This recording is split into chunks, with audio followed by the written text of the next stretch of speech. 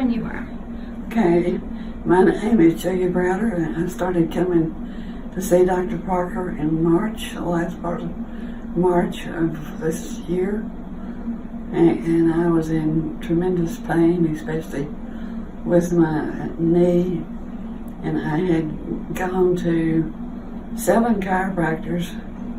No, Dr. Parker is the 7th chiropractor I've been to.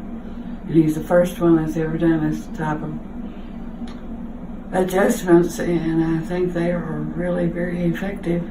I also have back problems. I have scoliosis, and he's worked on that, and he's done a tremendous job, and I feel a lot better than I did when I started coming.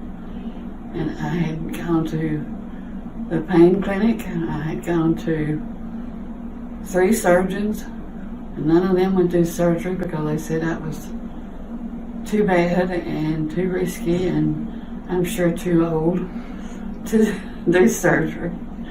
And so they wouldn't touch me, which I'm glad they didn't. And I'm very pleased with what Dr. Parker's done and what he's doing. And I probably will continue to come to see him for a long time, as long as he'll see me.